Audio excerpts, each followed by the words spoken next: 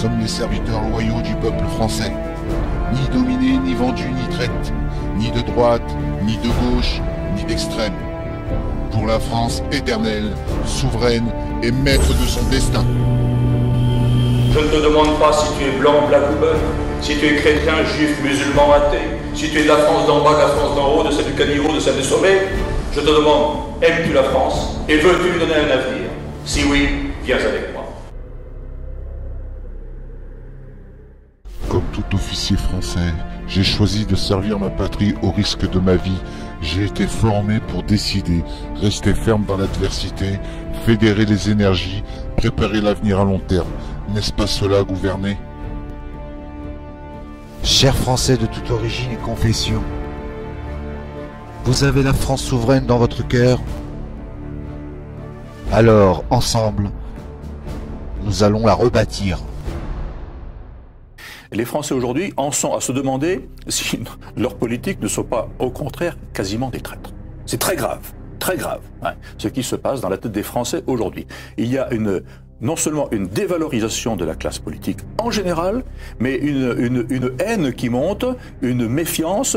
Les Français angoissent de plus en plus, les tensions montent chez nous en France, du fait du comportement de notre classe politique. C'est essentiellement ça. Et la France, elle mérite infiniment mieux que cette classe politique d'aujourd'hui.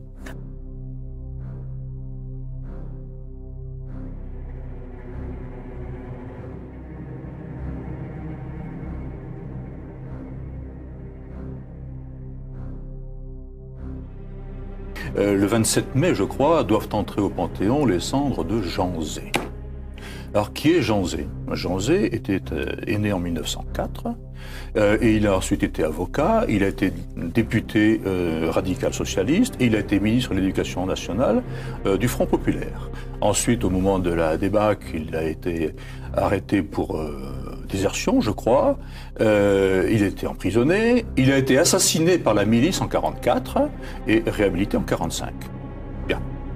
Mais il se trouve que Jean Zay a commis, à l'âge de 20 ans... Une erreur de jeunesse. Oui, mais d'autres n'ont pas fait cette erreur-là. A commis à l'âge de 20 ans un poème sur le drapeau. Je vous lis juste quelques passages. Cette saloperie tricolore, immonde petite guenille, je te hais férocement.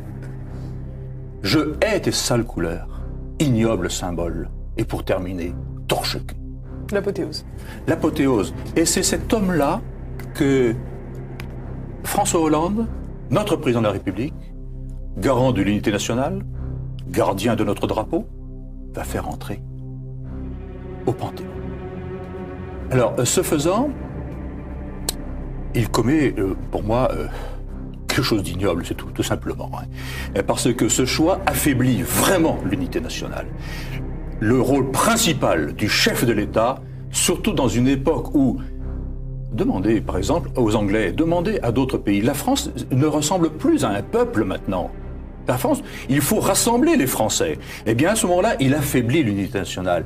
Son rôle principal devrait être de rassembler les Français autour de la France à aimer et autour de son symbole, le drapeau. Eh bien, il fait entrer au Panthéon quelqu'un qui a traité le drapeau de torche-cul. Pour nous, c'est la France. Pour eux, c'est l'Europe.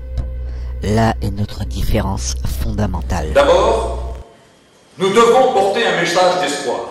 Et c'est pas uniquement moi, c'est chacun.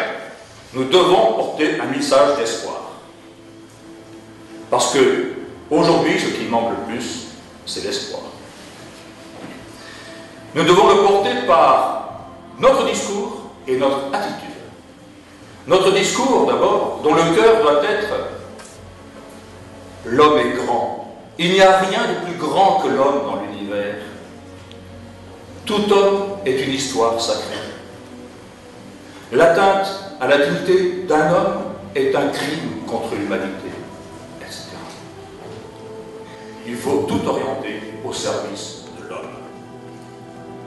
Orienter la politique au service de l'homme, sinon elle asservit l'homme. Orienter l'économie au service de l'homme, sinon elle le rend esclave. Orienter l'enseignement, bien entendu, au service de l'homme, sinon il le formate pour une société imaginaire sortie des cervelles fumeuses de qui vous savez.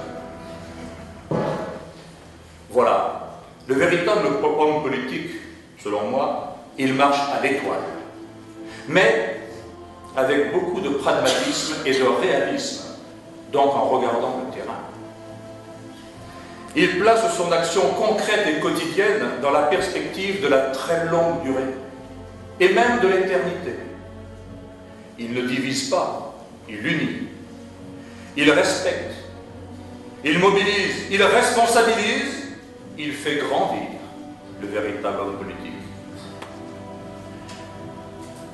Il n'est pas un loup pour l'homme, le véritable homme politique, mais il est un serviteur de l'homme. Il fait aimer la France, du moins l'homme politique français. C'est l'une de ses principales missions, faire aimer la France. Il n'a qu'un discours. Je ne te demande pas si tu es blanc, black ou beurre, si tu es chrétien, juif, musulman, athée, si tu es de la France d'en bas, de la France d'en haut, de celle du caniveau, de celle du sommet. Je te demande, aimes-tu la France et veux-tu lui donner un avenir? Si oui, viens avec moi. On sera au point d'eau. Et je crois qu'on sera quelques millions. Mesdames, Messieurs, c'est tout cela qui m'a guidé dans la rédaction de ces 100 pages. Aujourd'hui, où suis-je? Une équipe se forme autour de moi. Je n'ai appelé personne. Ils ont vu la lumière. C'est ici qu'on rebâtit la France. Et ils sont entrés, et ils sont restés. Et je vous garantis que eux, ils aiment la France d'amitié. J'ai beaucoup d'admiration pour eux. Madame, Monsieur, en janvier 2015, j'ai publié Rebâtir la France. Ce projet est porté par l'association France Terre d'Espérance. Depuis lors, je suis allé à la rencontre des Français dans toute la France pour parler, échanger, redonner l'espoir. Aujourd'hui, notre France connaît une situation dramatique qui peut s'aggraver au-delà de ce que l'on peut imaginer. Ne perdons pas un temps précieux à accuser alors que l'heure est si grave. Préparons-nous à faire entendre la voix de la France enracinée et à prendre des responsabilités avec tous ceux qui le voudront. Pour remplir vraiment ma mission, pour faire entendre nos idées et rassembler les Français autour de la France, à aimer et à servir, il nous faut des moyens. J'ai besoin de vous. Je ne fais pas appel à votre générosité, mais à votre sens du devoir. De la France, nous avons tout reçu. Vient peut-être le jour où il faudra tout lui donner, y compris notre peu. Pour éviter cette extrémité, nous devons aujourd'hui lui consacrer ce que nous pouvons de nos souvent maigres ressources. Un don pour le service de la France, l'avenir de nos enfants, pour notre liberté et pour la paix, toujours avec courage, confiance et calme. Engageons-nous. Demain, si nous en avons les moyens financiers, et je crois que quelqu'un m'a promis 200 000 euros, eh bien nous élaborerons ce New Deal dont la France a besoin. Nous le ferons, nous l'élaborerons, nous l'écrirons de A à Z. Et après-demain, si nous en avons les moyens financiers, mais bien, eh bien nous irons plus loin. Nous établirons toutes ces orientations pour tout mettre au service de l'homme.